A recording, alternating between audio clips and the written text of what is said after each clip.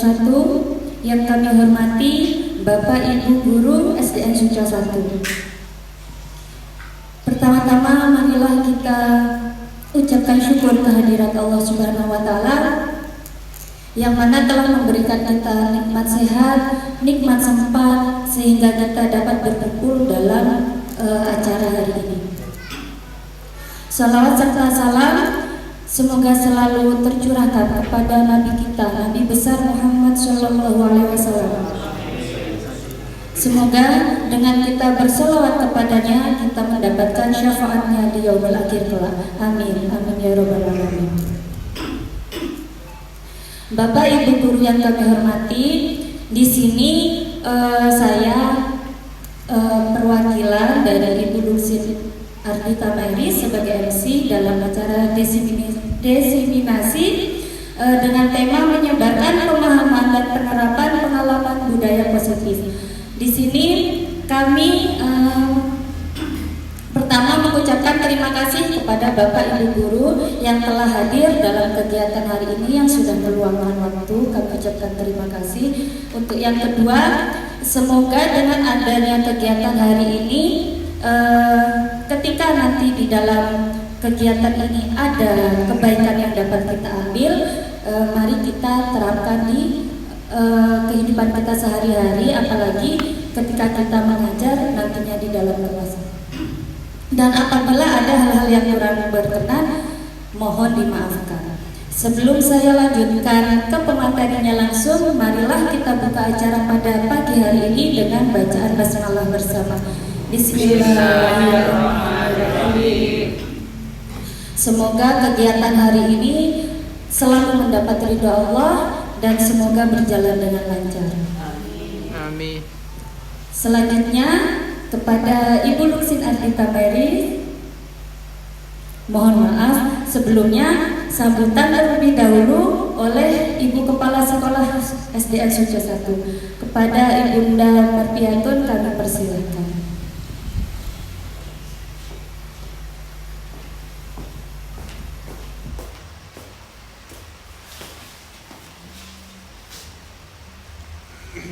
Bismillahirrahmanirrahim. Assalamualaikum warahmatullahi wabarakatuh. Waalaikumsalam warahmatullahi wabarakatuh. Alhamdulillah wa syukurillah wa nikmatillah.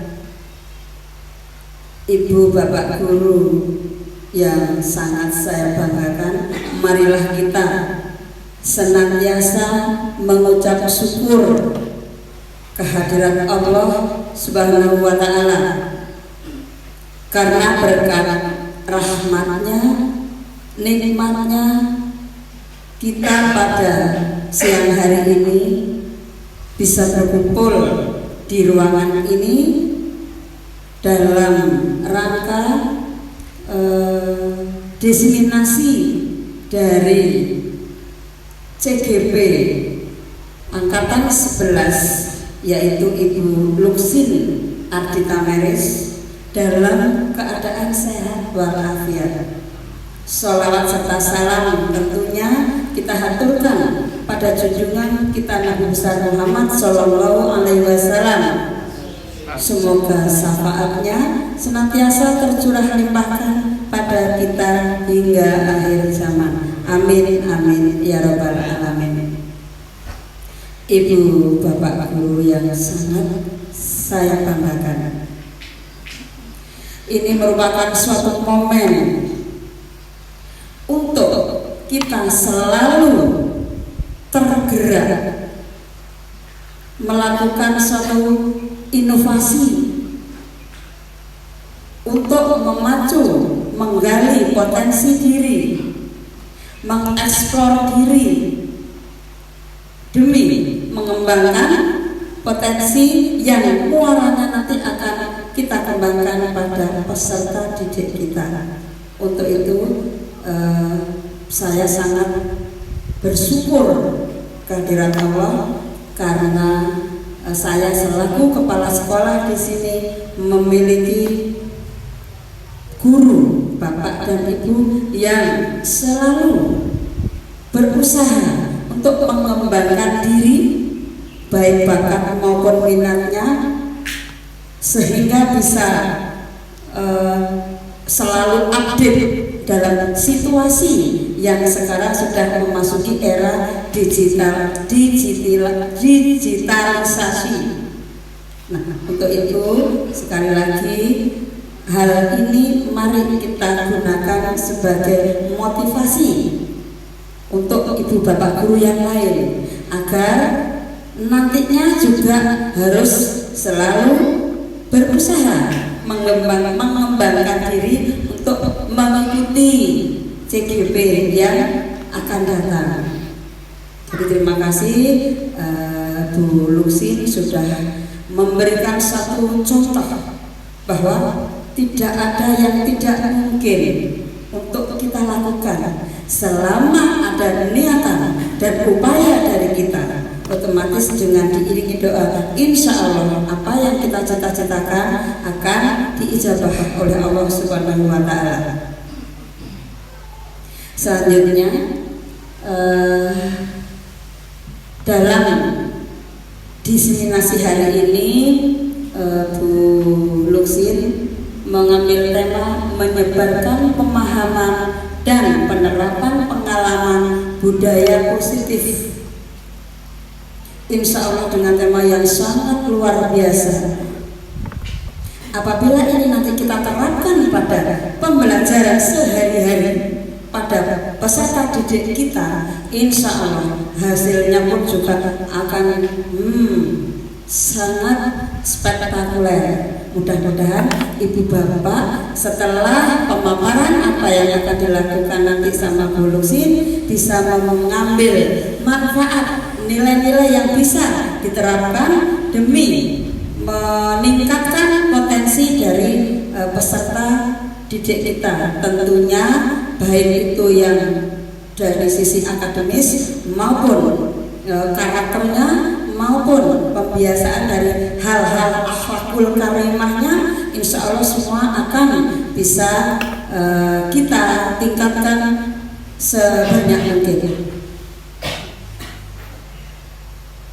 Hal yang berikutnya tentunya dengan acara diseminasi pada pagi hari ini, marilah kita selalu mengevaluasi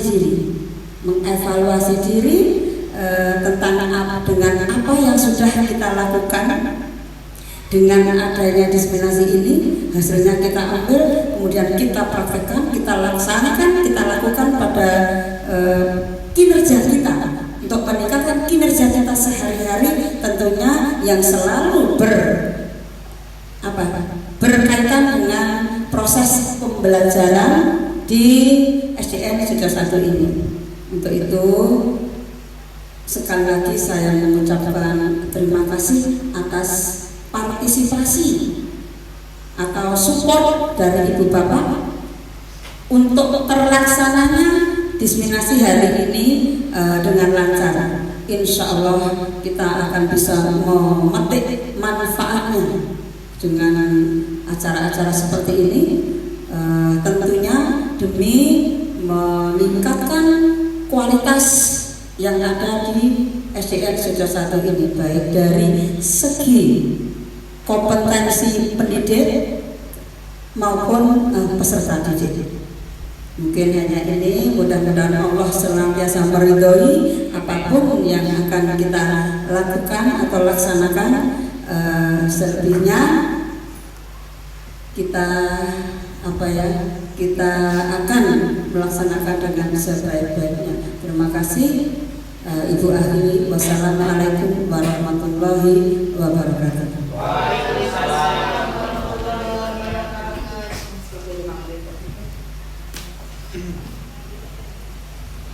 Kami sampaikan terima kasih untuk selanjutnya, yaitu kepada pemateri kita Ibu Luksin Ardita Meris, kami persilahkan.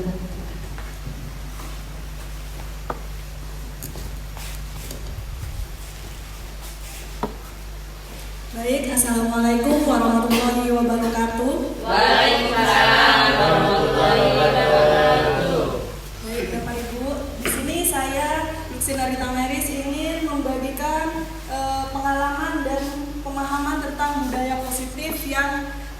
saya imbaskan untuk Bapak dan Ibu guru di sini agar kita semua dapat berusaha berubah untuk menjadikan budaya positif ini sebagai budaya di lingkungan sekolah kita. Nah, semoga Bapak dan Ibu hari ini hadir dalam keadaan sehat, dalam keadaan bahagia, agar apa yang kita pelajari hari ini bisa lebih mudah kita terapkan. Nah, agar lebih bahagia, mari kita buka dengan bermain terlebih dahulu. Nah, jadi saya punya permainan, peraturannya adalah ikuti apa yang saya ucapkan. Baik Bapak Ibu, paham ya? Ikuti apa yang saya ucapkan. Saya akan ucapkan bebek, Bebek. ayam, Ayam. bebek, Bebek. bebek, Bebek. ayam, Ayam. bebek, Bebek. ayam. Ayam. Jadi ada berapa bebeknya Bapak Ibu? 9.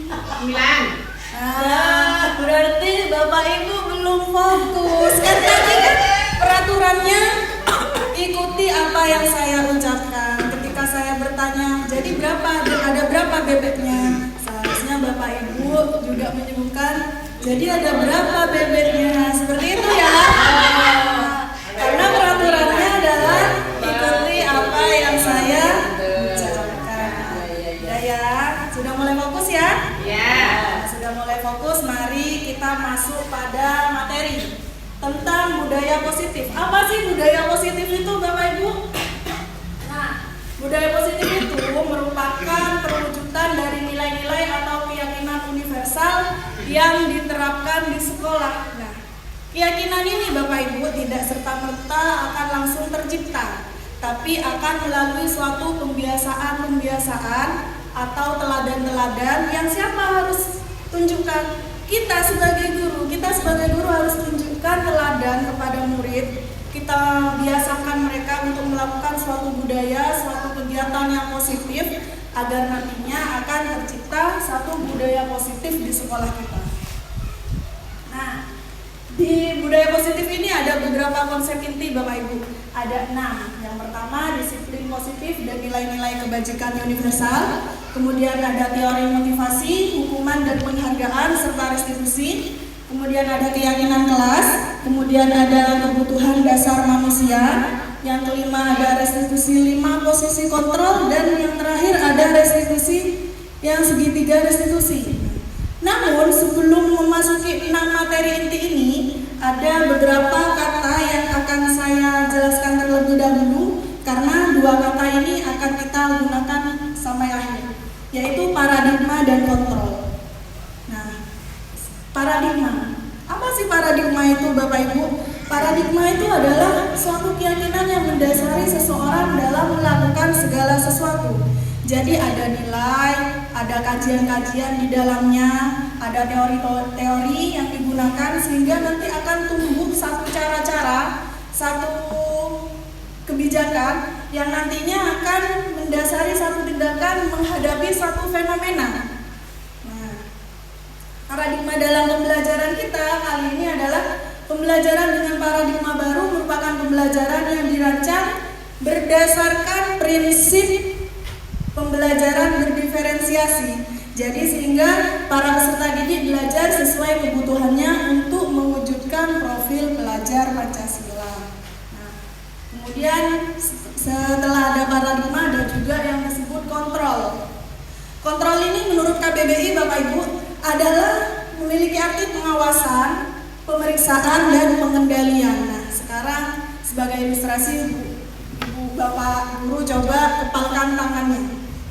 Kepalkan tangannya, di dalam kepalan tangan Bapak Ibu ini ada sesuatu yang paling berarti, paling berharga bagi Bapak Ibu. Setiap guru, setiap orang mungkin di dalam kepalanya berbeda. Ada yang satunya mungkin dalam kepalanya, oh ini anak saya. Kemudian di guru lain, oh ini warisan kakek nenek saya. Yang satunya, oh ini gelar sarjana saya. Mungkin beda-beda ya. Ada yang mungkin oh ini murid-murid saya. Nah, sekarang yang ada di dalam tangan Bapak Ibu ini adalah rahasia Bapak Ibu sendiri. Nah, kemudian ada seseorang, kita sebut aja si B. Si B ini ingin mengetahui, ingin mengambil apa yang ada di dalam kepala tangan Bapak Ibu.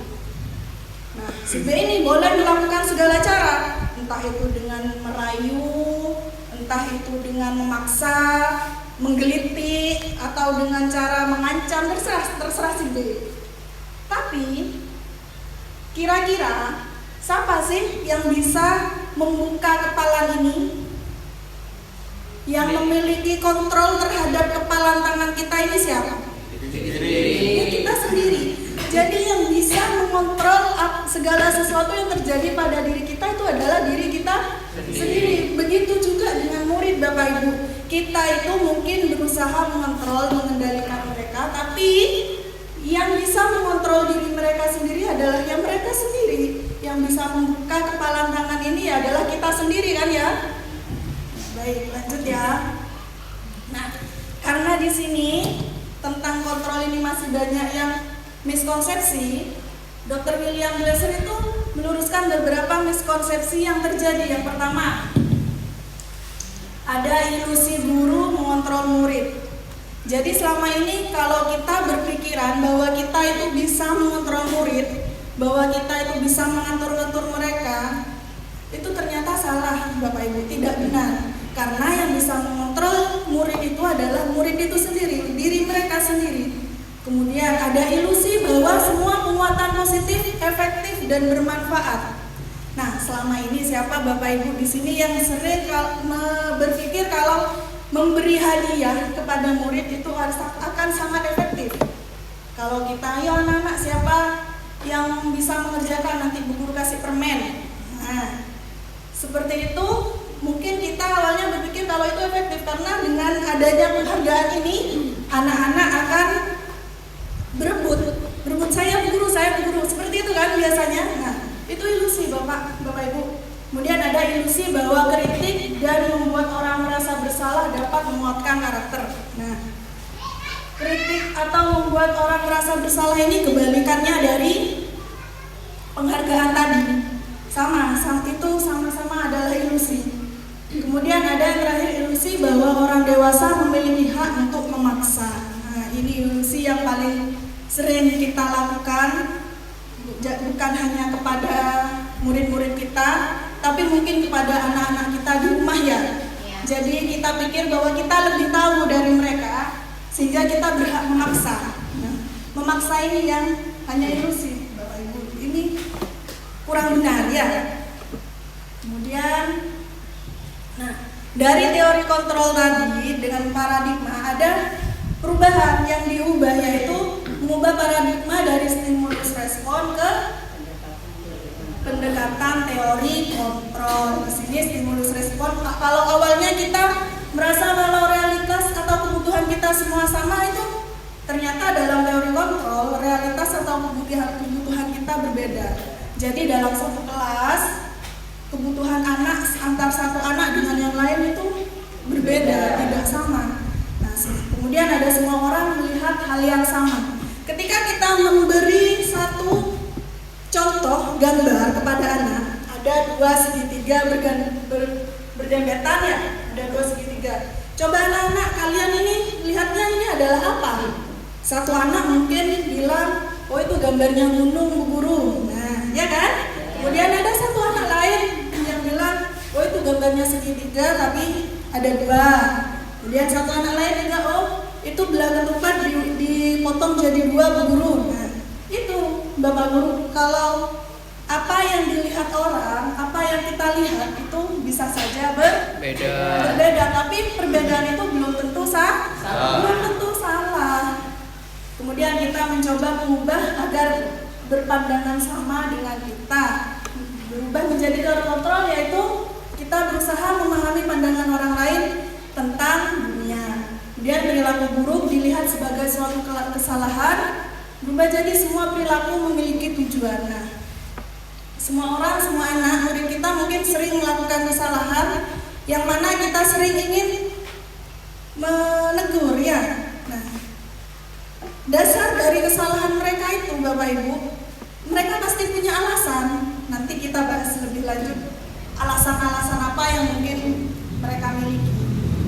Kemudian ada orang lain bisa mengontrol saya. Nah, tadi yang kita bahas ya, ternyata hanya Anda atau hanya diri kita yang bisa mengontrol diri kita sendiri. Ya, kemudian saya pemaksaan dan pada saat rujukan gagal. Berubah jadi teori kontrol, kolaborasi, dan konsensus menciptakan pilihan-pilihan baru. Nah, model berpikir menang kalah, kemudian kalau dalam teori kontrol, model berpikirnya menang-menang. Jadi tidak ada orang kalah. Ketika kita berlomba, meskipun kita ada di urutan kelima, ataupun urutan terakhir, dalam teori kontrol itu tetap menang. Menang melawan ketakutan kita dalam mengikuti suatu kegiatan. Seperti itu. Nah, sekarang masuk pada konsep yang pertama. Konsep budaya positif yang pertama yaitu disiplin positif dan nilai-nilai kebajikan universal. Nah, ketika mendengar kata disiplin, Bapak Ibu, apa yang tersirat, yang terpikir dalam benak Bapak Ibu? Aturan. Nah, aturan. Selain itu apa? Hukuman, karena kalau aturannya tidak dilakukan maka hukuman menanti. Seperti itu ya. Nah, ternyata Bapak Ibu, disiplin itu yang dimaksud disiplin di sini adalah disiplin diri yang memiliki motivasi internal. Jadi tanpa harus ada peraturan, tanpa harus ada hukuman, itu kita mau melakukan sesuatu. Itulah yang disebut disiplin. Jadi tidak perlu adanya peraturan, tidak harus ditakut-takuti dengan adanya hukuman. Kita semua itu sudah mau bergerak untuk melakukan sesuatu. Nah, kemauan ini Bapak Ibu timbul dari diri kita sendiri yang disebut motivasi intrinsik.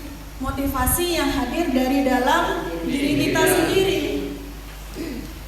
Kemudian nilai-nilai kebajikan universal. Nah, ada 8 lembaga yang mengeluarkan nilai-nilai kebajikan universal. Tapi lembaga pendidikan kita meyakini ada nilai-nilai kebajikan yang terrangkum dalam profil pelajar Pancasila.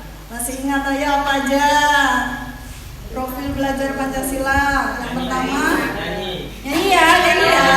Oke, nyanyi 1, 2, 3. Belajar Pancasila, beriman dan bertakwa pada Tuhan yang esa dan berakhlak mulia, berkebinekaan global, gotong royong mandiri, kreatif dan bernalar kritis.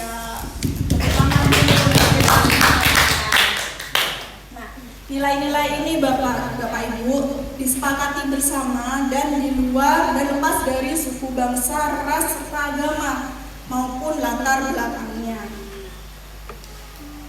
Nah, konsep yang mungkin ada yang belum dipahami dari konsep yang pertama tentang disiplin dan nilai-nilai kebajikan ini. Nah, kalau tidak ada kita lanjut ya. Lanjut di konsep yang kedua, materi yang kedua yaitu teori motivasi, hukuman dan penghargaan, serta restitusi. Motivasi ini menurut Diane Gaussen itu ada 3. Ada 3 motivasi yang mendasari kita. Yang pertama, untuk menghindari ketidaknyamanan atau hukuman. Kemudian yang kedua, untuk mendapatkan imbalan dan penghargaan dari orang lain.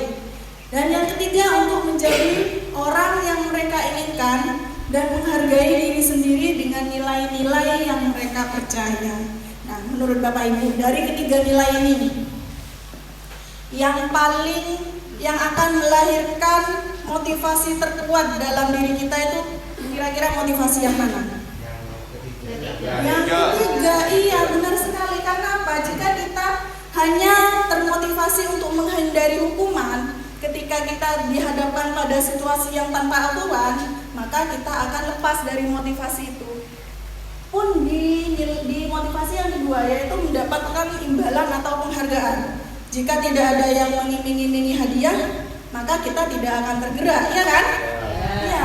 Jadi yang paling benar adalah, yang paling kuat adalah motivasi yang lahir dari diri kita untuk menghargai diri kita sendiri. Kemudian ada hukuman, konsekuensi, dan restitusi. Apa bedanya? Hukuman itu biasanya berbentuk suatu peraturan atau adat. Nah, kalau menurut KBBI, hukuman adalah peraturan atau adat yang secara resi dianggap mengikat. Sedangkan kalau konsekuensi adalah akibat, hasil, atau pengaruh dari suatu perbuatan. Nah, yang ketiga restitusi, Bapak Ibu. Restitusi itu adalah proses menciptakan kondisi bagi murid untuk memperbaiki kesalahan mereka sehingga mereka bisa kembali pada kelompok mereka dengan karakter yang lebih kuat. Nah, ini kecil-kecil sekali. Di sini ada perbedaan antara hukuman, konsekuensi, dan restitusi. Saya akan jelaskan beberapa saja karena kalau semuanya sepertinya tidak cukup waktunya. Baik, lanjut ke materi yang ketiga ya Bapak Ibu. Nah, di materi ketiga ini ada keyakinan kelas. Mungkin Bapak Ibu yang sudah pernah membuat keyakinan kelas di kelasnya, tidak apa-apa, kita bahas kembali, mungkin ada sesuatu yang terlewat. Mengapa keyakinan kelas dan mengapa tidak peraturan kelas saja? Kira-kira kenapa? Karena jika itu keyakinan kelas, maka akan ada nilai-nilai universal yang kita masukkan sehingga bisa diyakini bersama-sama. Sedangkan jika peraturan, dalam peraturan itu hanya ada aturan saja, tidak menggunakan keyakinan seperti keyakinan kelas. Mari kita bahas ya. Nah, pembentukan keyakinan sekolah atau keyakinan kelas. Nah, keyakinan kelas bersifat lebih abstrak dari peraturan yang lebih rinci dan konkret. Dalam peraturan mungkin kita ada peraturan dilarang terlambat atau murid masuk kelas 10 menit sebelum bel. Nah, lebih rinci ya. Sedangkan jika itu adalah keyakinan kelas, mungkin bisa saja berbunyi dengan kita menghargai waktu atau kita bersikap positif, kita berlaku baik. Nah, dalam nilai itu nanti akan ada banyak yang akan dikandung. Contohnya seperti tadi, siswa atau guru menghormati waktu masuk ya. Kemudian ada keyakinan kelas berupa pernyataan-pernyataan universal. Pernyataan keyakinan kelas senantiasa dibuat dalam bentuk positif. Jika peraturan mungkin ada jangan membuang sampah sembarangan, masih ada kata jangannya. Kata jangan ini bernilai negatif. Sedangkan keyakinan kelas berbunyi kalimat-kalimat positif, tidak menggunakan kalimat negatif. Jadi bisa diubah dengan kita membuang sampah pada tempatnya. Keyakinan kelas hendaknya tidak terlalu banyak sehingga mudah diingat dan dipahami oleh semua warga kelas. Kemudian ada keyakinan kelas sebaiknya sesuatu yang dapat diterapkan dalam lingkungan. Jika itu keyakinan sekolah, maka hendaknya dapat diterapkan di lingkungan sekolah. Kalau keyakinan kelas ya diterapkan di dalam kelas. Keyakinan kelas sebaiknya semua warga kelas hendaknya ikut berkontribusi dalam pembuatan keyakinan kelas lewat kegiatan curah pendapat. Nah, keyakinan kelas itu Bapak Ibu bukan serta-merta kita tempel poster yang berisi keyakinan kelas, tapi sebaiknya kita ajak anak-anak untuk saling berdiskusi, bercurah pendapat, apa sih yang harus kita lakukan di kelas, apa yang harus kita hindari di kelas. Nah, jadi anak-anak diajak membuat. Kemudian bersedia meninjau kembali keyakinan kelas dari waktu ke waktu. Jadi jangan hanya dibuat, didesain, ditempel, kemudian dilupakan. Tapi keyakinan kelas itu harus ditinjau, dilakukan sepanjang waktu ke waktu. Nah, ini contoh keyakinan kelas di kelas saya, yaitu kita bersikap baik dan jujur. Kemudian ada kita saling menghormati, kita saling mendengarkan, kita belajar dan bermain dengan aman, serta kita gigih dan melakukan yang terbaik. Mungkin Bapak Ibu nanti bisa membuat. Ingat, membuatnya libatkan siswa. Jadi ini keyakinan kelas 6B ini bukan serta-merta saya yang membuat, tapi itu adalah curah pendapatnya anak-anak agar kita nilai-nilai apa yang akan kita yakini di kelas nanti. Jadi muncullah 5 keyakinan ini yang akan kami yakini selama berada di kelas 6B. Nah, mungkin ada yang ingin ditanyakan dari materi keyakinan kelas? Cukup? Berarti kita lanjut ke materi yang keempat, yaitu kebutuhan dasar manusia. Nah, kebutuhan dasar manusia adalah segala sesuatu yang kita lakukan untuk mendapatkan apa yang kita inginkan. Seluruh tindakan dan semua usaha terbaik yang kita lakukan adalah dalam rangka agar kebutuhan dasar kita terpenuhi dengan baik. Jadi kita itu Bapak Ibu punya kebutuhan. Kebutuhan dasar itu yang akan kita usahakan untuk terpenuhi. Apa saja ya? Ada 5 kebutuhan dasar manusia. Yang pertama adalah kebutuhan bertahan hidup. Kita semua butuh bertahan hidup. Yang apa? Lingkupnya mungkin kita butuh makanan, kita butuh pakaian, kita akan melakukan segala cara, segala hal agar kita bisa bertahan hidup dengan memiliki tempat tinggal, bisa makan, bisa punya pakaian, keamanan, kesehatannya kita. Itu Bapak Ibu, bertahan hidup. Kemudian ada kebutuhan kasih sayang dan rasa diterima. Nah, di sini kita itu butuh untuk dipedulikan. Tanpa sadar mungkin kita melakukan segala sesuatu, segala tingkah laku kita agar bisa dipedulikan sama orang lain. Kemudian ada berbagi dan kerjasama. Ada kebutuhan dasar yang ketiga adalah penguasaan.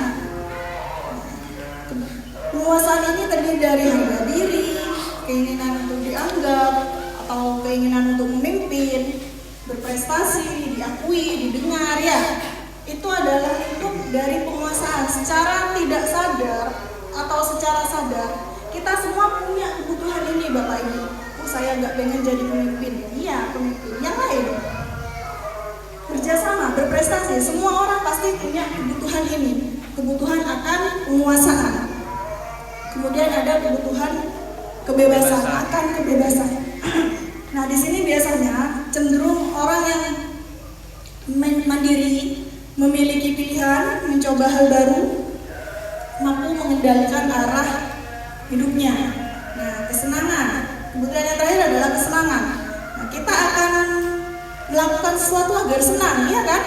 Nah, agar bisa bermain, tertawa, humor, antusias. Nah, itu kita lakukan untuk memenuhi kebutuhan dasar kita akan kesenangan.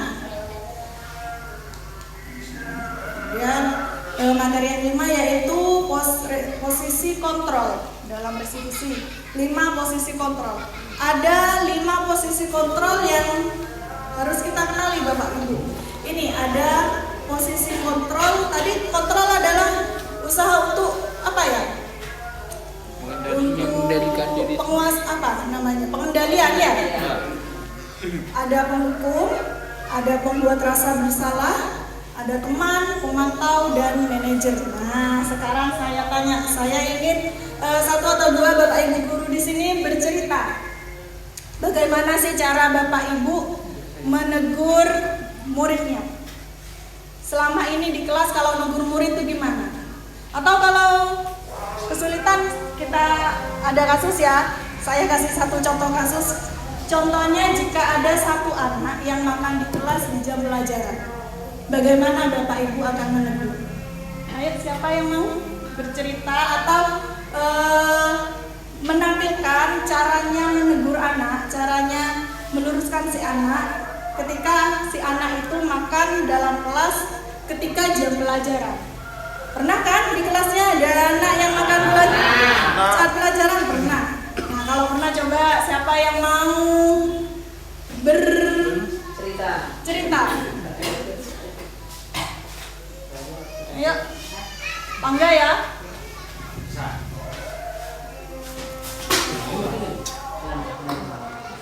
Grogi. Jadi kasus ketika ada anak yang makan di kelas, kalau saya kebanyakan sih kayaknya menghukum ya.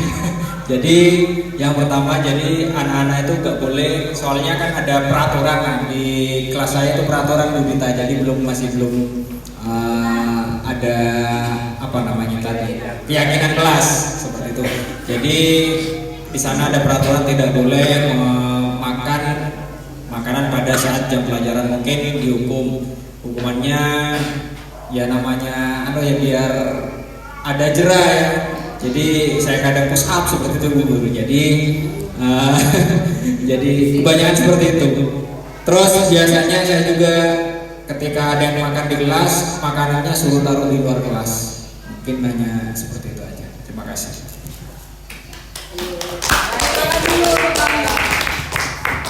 Ada lagi? Ada? Kalau sudah ya baik, kita lanjutkan ya. Jadi posisi kontrol ini dimana kita memposisikan diri kita untuk mengendalikan murid ya, untuk berusaha mengendalikan murid. Padahal ya yang bisa mengendalikan murid sendiri, yang mengontrol diri murid sendiri yaitu ya murid sendiri, bukan kita. Tapi kita akan melakukan suatu usaha-usaha pendekatan agar perilaku murid bisa dijalannya. Ada yang namanya penghukum.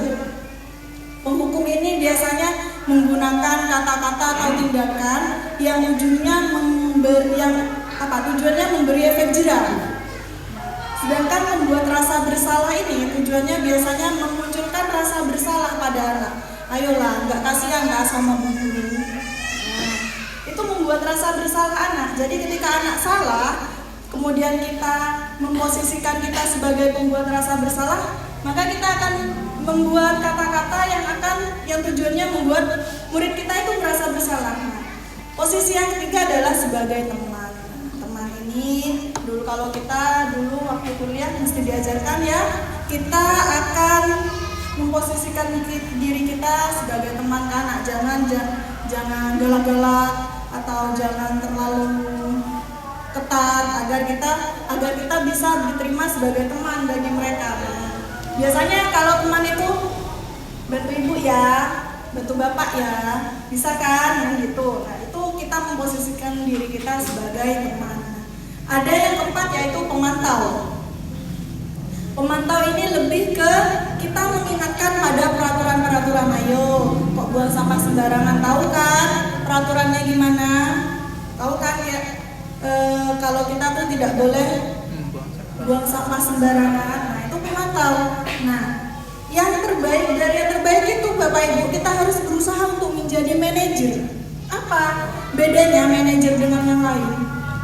Manajer ini setingkat dari pemantau. Kalau pemantau itu kita kan menanyakan peraturannya, sedangkan manajer kita menggali keyakinan siswa, menggali kemauan siswa untuk mengingat keyakinan-keyakinan yang telah dibuat tadi. Jadi ini ada beberapa contoh. Nanti kita ibu bapak bisa tebak posisi apa yang sedang digunakan oleh gurunya. Sebelum kita main tebak-tebakan, saya beri contoh aja dulu. Nah, penghukum itu seperti kita ini loh, memberi kalimat-kalimat kepada anak, berjemur sana di halaman selama 30 menit loh ya. Gitu. Nah, siapa yang masih seperti itu? Itu berarti posisinya adalah posisi penghukum Bapak Ibu. Ada yang membuat rasa bersalah. Nah, biasanya menggunakan bapak ini kecewa, ibu ini sangat kecewa sama kamu.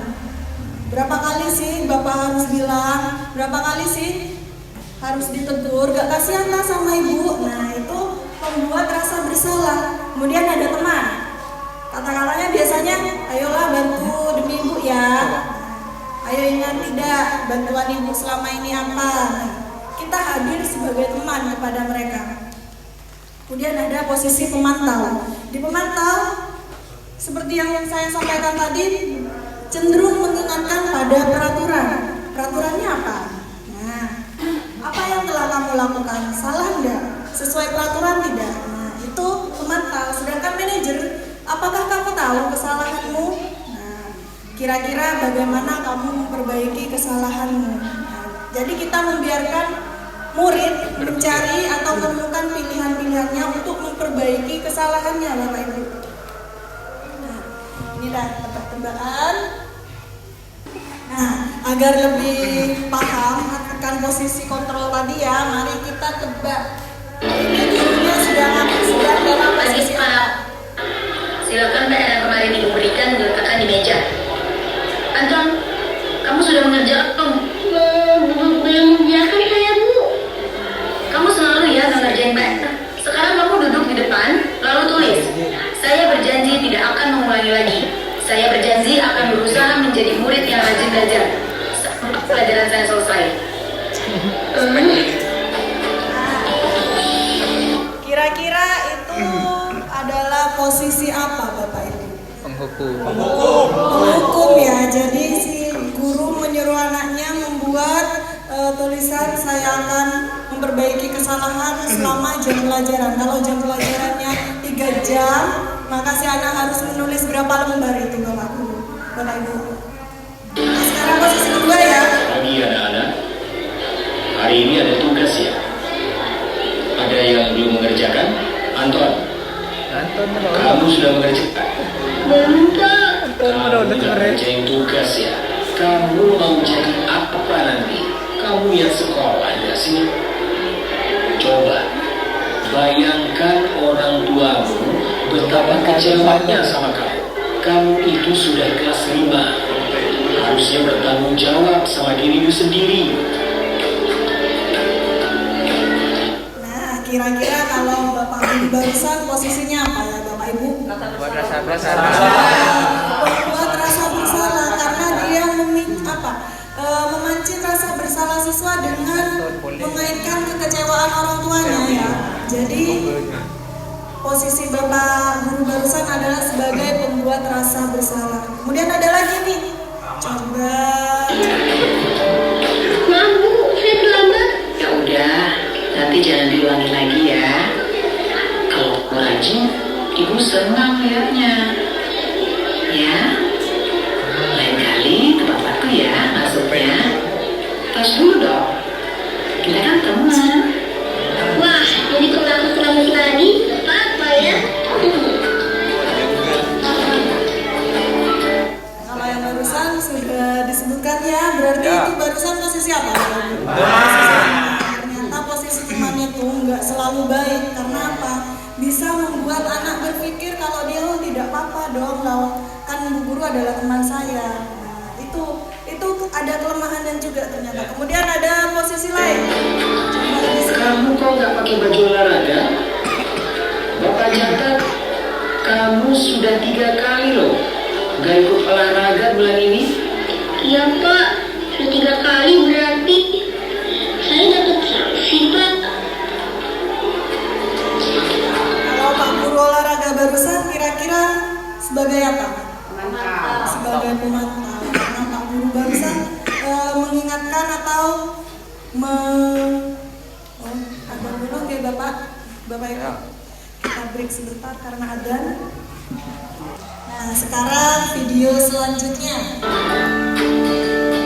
Ini, Bu, saya mengumpulin tugas. Maaf ya, Bu, saya terlambat mengumpulin tugas. Kenapa kamu terlambat mengumpulkan tugas? Ibu, saya kalau sore bantuin Ibu jaga warung, gak sempat untuk tugas. Kira-kira nih, apa yang bisa kamu perbaiki supaya kamu bisa mengerjakan tugas tepat waktu? Coba, kapan biasanya kamu membantu Ibu jualan? Jam 8 Bu. Bagaimana kalau kamu membuat jadwal kapan kamu akan mengerjakan tugas? Oh gitu, saya coba itu. Terima kasih. Nah, posisi yang terakhir ini kira-kira menurut Bapak Ibu itu posisi apa? Manajer. Jadi inilah Bu, tampilan image kita yang harus kita tampilkan ke murid itu sebagai manajer itu seperti itu. Jadi kita cari dulu lah alasannya, jangan langsung memarahi murid, menegur. Mereka pasti punya alasan tersendiri untuk melakukan suatu kesalahan. Untuk menanyakan itu, kita punya step-stepnya Bapak Ibu, ada di materi selanjutnya.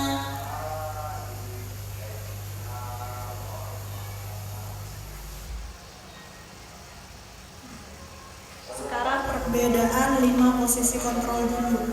Perbedaan tadi ada 5 posisi kontrol apa aja ya? Ada penghukum, pembuat rasa bersalah, teman, pemantau, dan manajer. Ini perbedaannya. Di sini perbuatan guru dulu. Perbuatan guru apa yang ditampilkan ketika sebagai penghukum? Nah, guru akan menghardik, menunjuk-nunjuk, menyakiti, dan menyindir. Mungkin tanpa sadar kita pernah melakukan ini. Jadi mulai sekarang mari kita usahakan untuk tidak melakukan lagi menghardik murid ini Bapak Ibu. Kemudian ada pembuat orang merasa bersalah. Nah, apa yang diperbuat guru pada posisi ini? Yaitu berceramah, menunjukkan kekecewaan yang mendalam. Nah, di sini guru akan menunjukkan kekecewaan sehingga murid merasa bersalah. Kemudian ada sebagai teman, guru akan membuatkan alasan-alasan untuk muridnya, akan mewajarkan kesalahan-kesalahan mereka, sehingga mereka tidak ada rasa ingin memperbaiki. Kemudian ada pemantau. Di sini pemantau itu guru menghitung dan mengukur sejauh apa mereka menyalahi aturan atau menghitung berapa kali mereka melakukan kesalahan. Nah, jika manajer, maka guru akan mengajukan pertanyaan-pertanyaan tadi. Mungkin pertanyaannya berupa alasan, bagaimana mereka akan memperbaiki, seperti itu Bapak Ibu. Kemudian apa yang dikatakan guru biasanya? Ketika guru menempati posisi kontrol sebagai penghukum, dia akan marah dengan nada tinggi atau akan menyindir. Katakan tadi seperti, kalau kamu tidak melakukannya saya akan bla bla bla bla, saya akan menjemur di depan, saya akan menyuruh kamu untuk push up. Nah, itu masih dalam posisi kontrol sebagai penghukum. Nah, kita hindari ya Bapak Ibu. Kemudian ada pembuat rasa bersalah. Nah, guru cenderung akan mengatakan kamu sudah mengecewakan, sehingga anak akan merasa bersalah. Ada teman, jika teman maka guru akan berkata, lakukan untuk Bapak Ibu ya nak. Nah, ya sudah, nanti Bapak Ibu bantu bereskan. Jika anak yang bersalah, maka guru yang memposisikan dirinya sebagai teman akan berusaha memperbaiki kesalahan muridnya, bukan muridnya yang memperbaiki tapi gurunya. Itu posisi kontrol sebagai teman. Nah, kemudian jika kita menempatkan diri sebagai pemantau, maka kita akan cenderung berkata, apa peraturannya? Apa konsekuensinya atau sanksinya? Kita akan menanyakan hal-hal berupa atau menghitung peraturan-peraturan, kesalahan-kesalahan yang murid kita lakukan. Sedangkan jika kita memposisikan diri sebagai manajer, lebih komplit, lebih banyak kerjaannya, tapi nanti akan lebih baik hasilnya insya Allah. Kita akan mengucapkan apa yang kita yakini, apa yang meyakini hal tersebut, apa yang mendasari. Kalau kamu meyakininya, maukah kamu memperbaikinya? Nah, ketika anak melakukan kesalahan, kita menanyakan, apakah kamu mau memperbaikinya? Percuma kita nanti mengarahkan, tapi jika dari dalam diri siswa itu tidak mau memperbaiki Bapak Ibu, tidak menyadari kalau dirinya salah. Nah, maka di sini sebagai manajer kita menggali rasa sadar siswa bahwa mereka sedang bersalah, kemudian ingin memperbaiki dan mempertanggungjawabkan tindakannya. Kemudian hasilnya, apa sih hasil yang akan kita dapat jika kita menempati posisi masing-masing? Ternyata hasilnya berbeda Bapak Ibu. Hasilnya jika kita menjadi penghukum, murid akan memberontak. Dia akan menjadi pendendam dan menyalahkan orang lain. Sedangkan jika kita memposisikan sebagai pembuat orang merasa bersalah, maka si siswa akan bersembunyi-sembunyi, menyembunyikan hal-hal yang tidak ingin kita ketahui, menyangkal dan berbohong. Sedangkan jika teman itu kebergantungan, mungkin dia akan patuh pada kita yang hadir sebagai teman. Tapi ketika kita ini tidak masuk digantikan guru lain, bisa saja dia tidak akan penurut. Karena apa? Bagi si murid, temannya hanya gurunya, sedangkan guru lain bukan temannya. Iya, seperti itu bisa saja terjadi. Kemudian jika menjadi pemantau hasilnya, menyesuaikan bila diawasi. Jadi jika diawasi kita saja, maka mereka akan berperilaku baik. Jika tanpa ada kita yang biasa mengawasi, maka anak itu akan kehilangan kontrolnya, akan berbuat yang tidak seharusnya. Kemudian jika kita menjadi manajer, maka hasilnya akan menguatkan watak atau karakter mereka, Bapak Ibu. Inilah tujuannya kita. Tujuan kita itu menjadi manajer itu agar anak kuat karakternya, tidak melakukan sesuatu itu hanya karena disuruh atau dilarang, tapi karena mereka sadar dari dalam diri sendiri mereka untuk melakukan sesuatu. Ketika melihat sampah berserakan, jika mereka karakternya kuat, tanpa ada guru, tanpa disuruh, maka mereka akan ambil sampahnya kemudian ditaruh di tempat sampah, sekalipun sampah itu bukan sampahnya dirinya sendiri. Nah, itulah yang kita harapkan ada pada diri murid-murid kita, kesadaran kekuatan karakter ini. Kemudian jika kita menempati 5 posisi ini, bagaimana reaksi murid? Maka murid akan berkata, jika kita menjadi penghukum, muridnya bisa saja bilang, saya tidak peduli. Tidak peduli sama peraturan-peraturannya karena tidak peduli pada keyakinan-keyakinannya karena sudah terlanjur terbiasa dikekang oleh hukuman. Mau dihukum seperti apapun, nanti dia akan ujungnya tidak peduli karena sudah terbiasa. Kemudian kalau merasa bersalah, murid akan hanya berkata maafkan saya, cukup, selesai, tanpa adanya perbaikan. Dia bertanggung jawab hanya sampai kata maaf.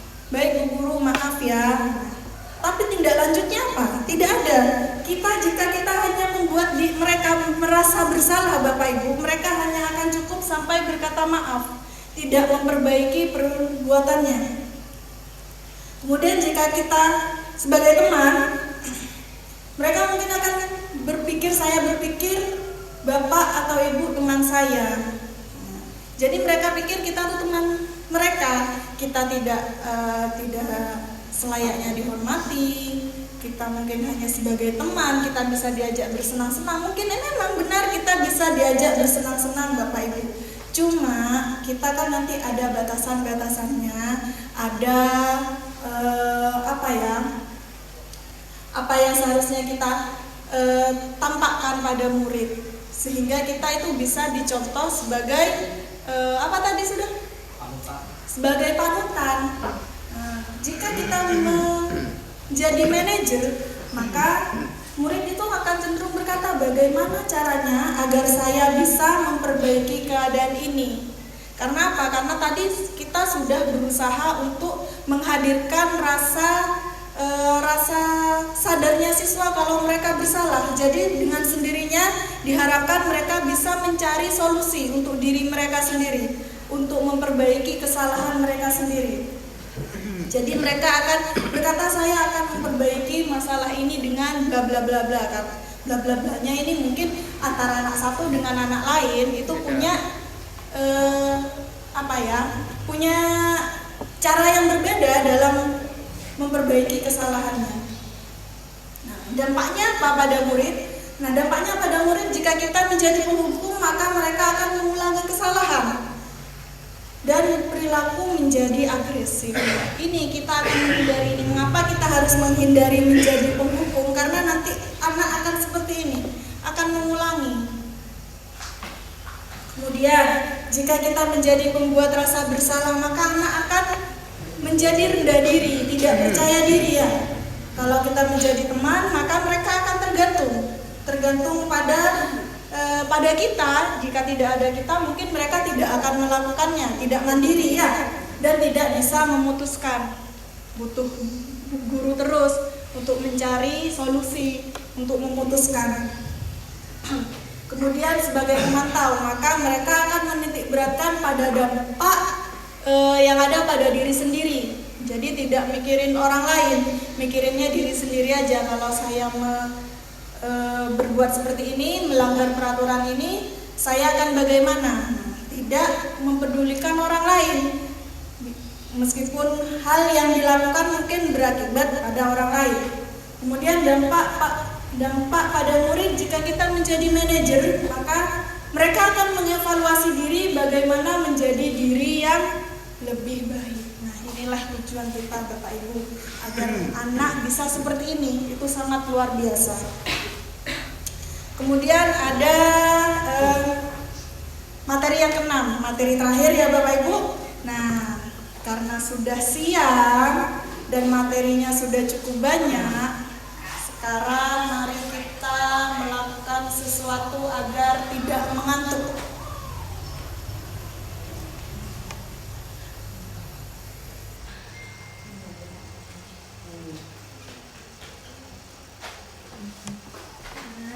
Sekarang saya minta tolong Bapak Ibu untuk berdiri dan ikuti gerakan-gerakannya agar kita fresh kembali.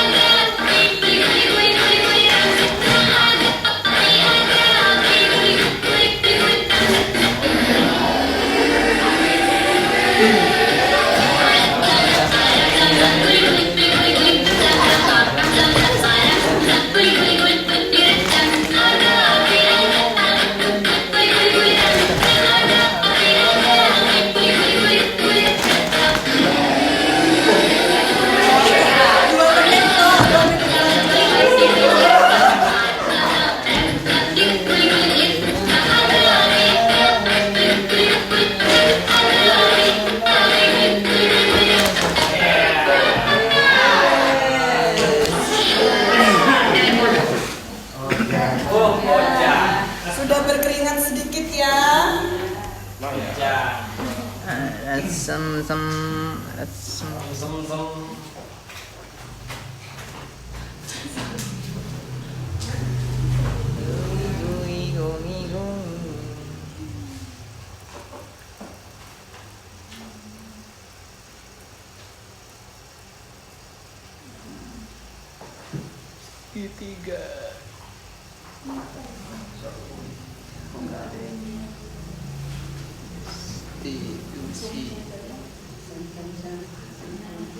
Untuk materi yang terakhir, materi ke-6 adalah segitiga restitusi.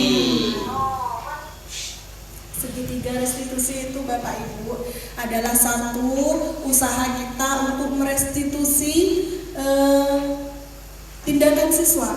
Nah, ada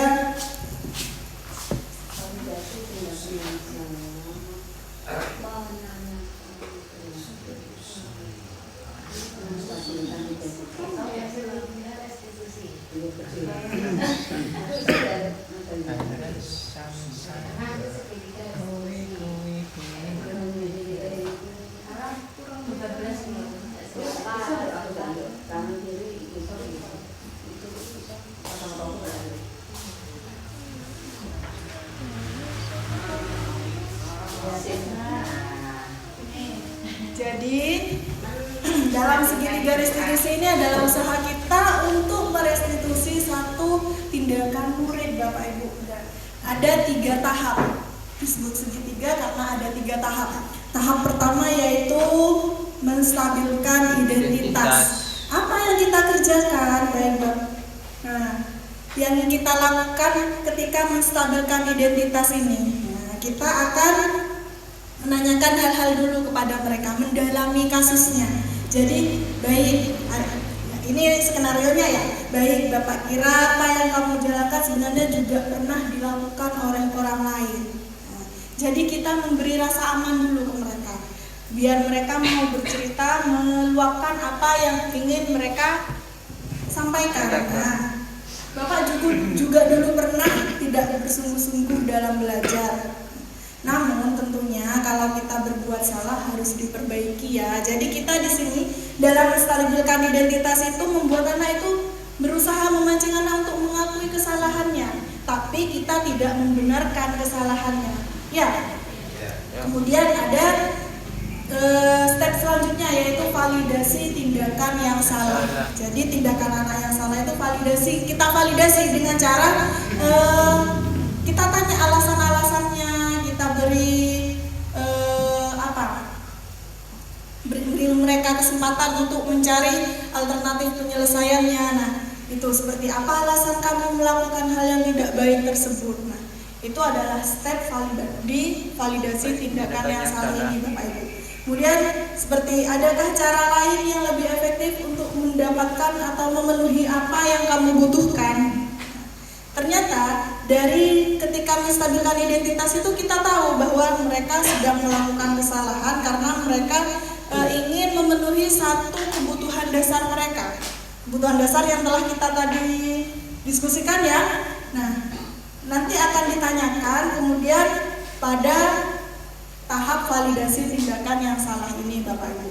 Nah, setelah kita tahu apa hal yang mendasari, apa kebutuhan yang mereka butuhkan, kesalahan mereka itu lahir dari apa, nanti kita akan ada di tahap menanyakan keyakinan. Di tahap ini kita itu akan mengikatkan mereka, membuat mereka mengingat keyakinan-keyakinan yang sudah disepakati. Nah, setelah keyakinannya mereka sudah tahu keyakinan apa yang mereka tidak tampilkan. Jika mereka melakukan kesalahan berarti sedang tidak mencerminkan satu keyakinan dalam kelas itu mungkin ya. Jadi bisa dengan baik kalau sudah tahu bahwa ini salah, selanjutnya Bapak ingin tahu kelak kamu ingin menjadi orang yang seperti apa. Nah, apakah kamu sudah punya bayangan nanti kamu ingin menjadi seperti apa? Setelah melakukan kesalahan ini akan bagaimana?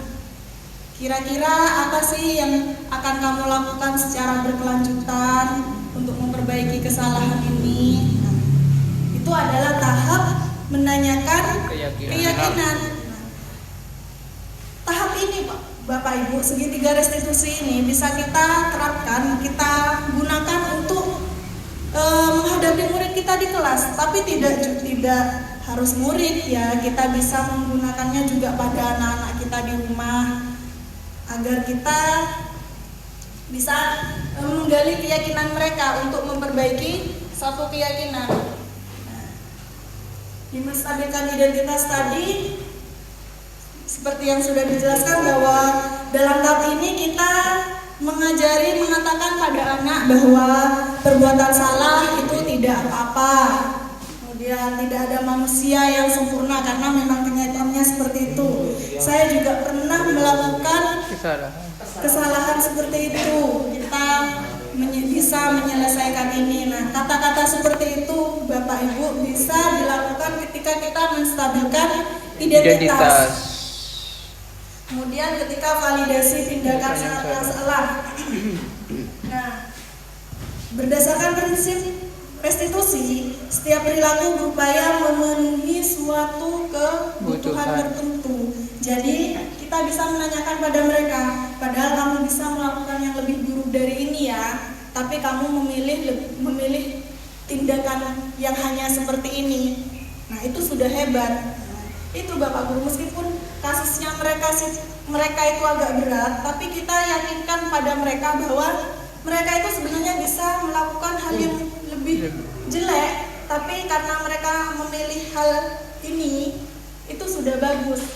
Syukur kamu tidak melakukan hal yang lebih jelek lagi. Nah, itu ada pada validasi tindakan yang salah, sehingga mereka tersadar bahwa tindakannya ini, oh, tindakan saya ini salah, padahal ada yang lebih salah, tapi ternyata salahnya saya ini loh, saya pasti bisa memperbaikinya. Nah, itu yang diharapkan.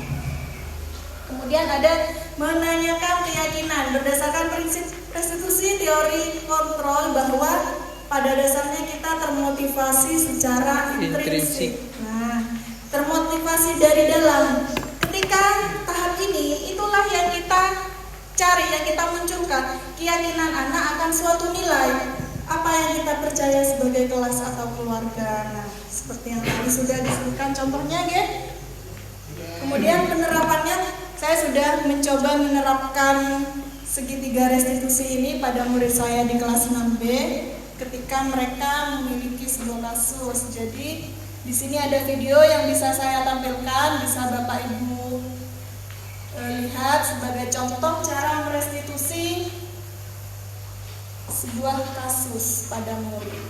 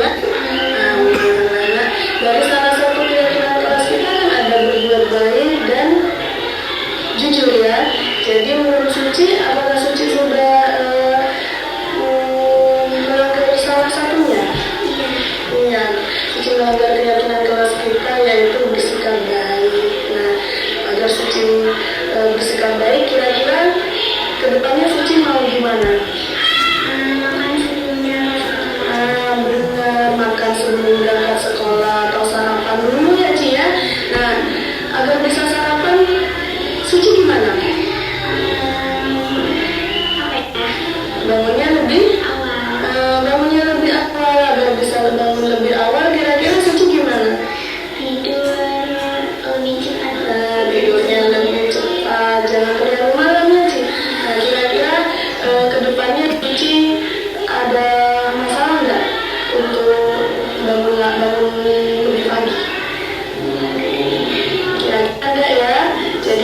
Suci yakin kalau kedepannya Suci akan memperbaiki kebiasaan tidur terlambat dan bangunnya juga jadi terlambat ya.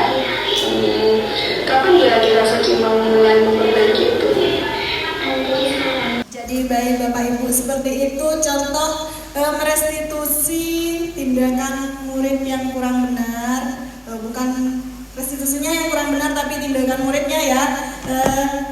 Mungkin ada yang ingin ditanyakan dari Bapak Ibu terkait tentang budaya positif ini, tentang restitusi, tentang materi-materi yang telah kita kupas selama 1 jam ini. Atau mungkin ada yang mau memberi masukan, memberi tambahan, atau mau bercerita, monggo dipersilahkan.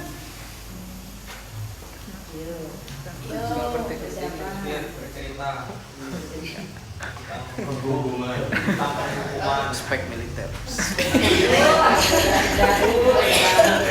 Bisa memahami, mudah-mudahan tinggal bisa mempraktekkan saja. Amin. Sekarang terima kasih Bapak Ibu sudah meluangkan waktu untuk mengikuti kegiatan ini. Nah, sebelum kita tutup, mari kita merefleksikan apa yang telah kita dapat kali ini. Yang bersedia melakukan refleksi, monggo dipersilakan. Jadi nanti direfleksi, Bapak Ibu dipersilakan bercerita tentang apa yang kita lakukan hari ini. Siapa? Satu orang satu. Satu orang saja cukup ya. Maksudnya satu orang satu fakta. Boleh iya. Apa yang terjadi hari ini faktanya? Jadi kita hari ini tuh ngapain?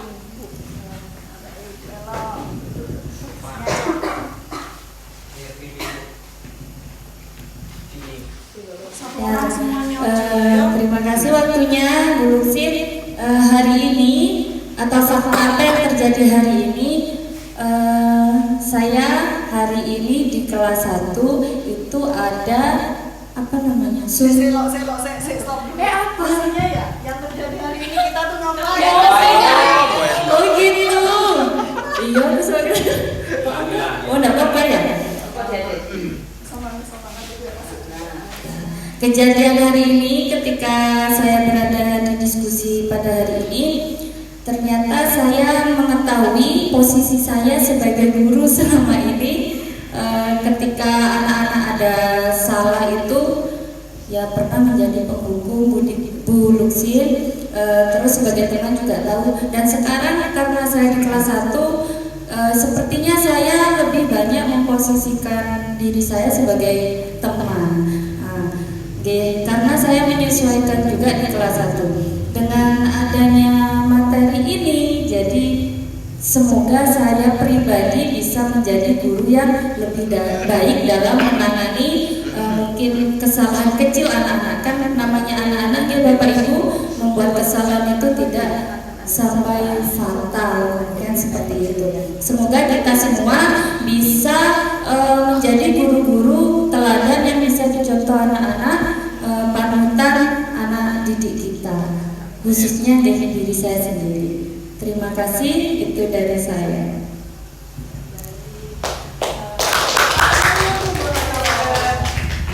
Selanjutnya feeling apa yang kita rasakan.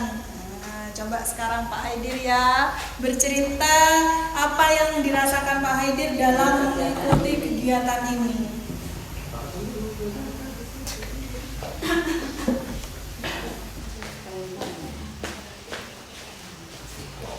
Assalamualaikum warahmatullahi wabarakatuh. Waalaikumsalam warahmatullahi wabarakatuh. Setelah mengikuti diskusi ini,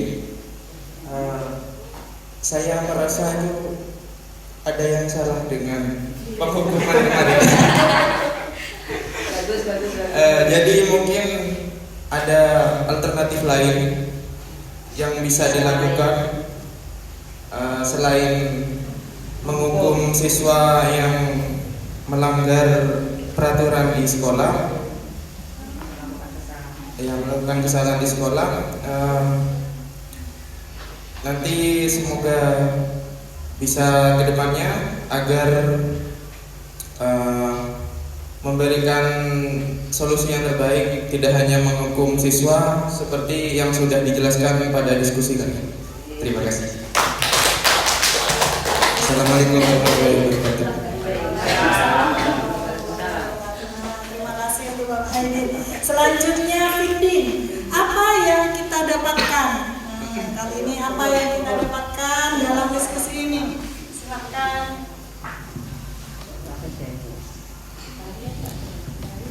Terima kasih atas kesempatan yang diberikan kepada saya, bahwa saya akan menyampaikan bahwa apa yang Anda dapatkan dari kegiatan ini. Yang saya dapatkan itu saya jadi tahu bahwa saya itu ada di posisi mana, dan kalau saya melihat saya itu posisinya berubah-ubah meskipun saya bukan Power Rangers. Jadi posisi saya itu kadang saya menghukum, kadang saya itu berada di teman, merasa bersalah gitu. Kalau dulu waktu di kelas 5 itu saya bisa mengajak anak-anak untuk sebagai teman, tapi kebetulan saya sekarang itu ada di kelas 2, dan di kelas 2 itu ada yang masih belum bisa membaca, bahkan menulis, ada yang masih belum belum terlalu baik. Cara Jawane tulisannya kayak patalilo gitu lah. Jadi itu saya harus membetulkan dulu tulisannya siswa itu. Jadi di sini saya juga kadang saya itu posisi saya itu ada di mana Itu karena saya menyendirikan siswa yang belum bisa membaca dan menulis, itu saya sendirikan Ibu. Jadi dikelompokkan. Mungkin itu yang bisa saya dapatkan Jadi saya jadi tahu posisi saya sekarang itu ada di posisi mana gitu Jadi saya kadang berubahnya ya seperti itu karena anak-anak itu memiliki karakter yang berbeda gitu Ya sudah, mungkin itu saja yang bisa saya sampaikan, kurang lebihnya mohon maaf. Terima kasih.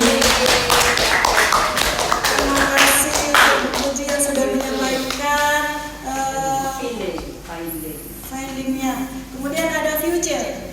Apa yang akan Anda lakukan setelah melakukan diskusi ini? Nah, coba sekarang Denis ya.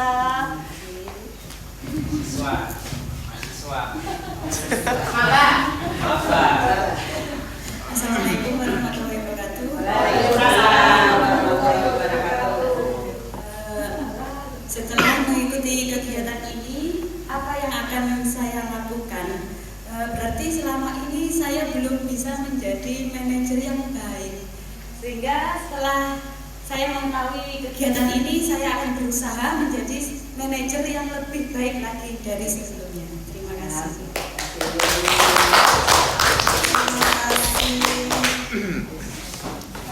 Baik Bapak Ibu, sampai di sini kegiatan kita pada siang hari ini. Mungkin nanti jika ada yang perlu ditanyakan bisa menghubungi saya sekalipun di luar forum ini. Nah, semoga apa yang kita lakukan siang hari ini benar-benar bermanfaat untuk kita, benar-benar bisa kita jadikan acuan agar kita bisa memperlakukan murid dengan baik, sehingga lahir budaya-budaya positif yang bisa kita kekalkan di sekolah ini. Persilakan Welo untuk menutup.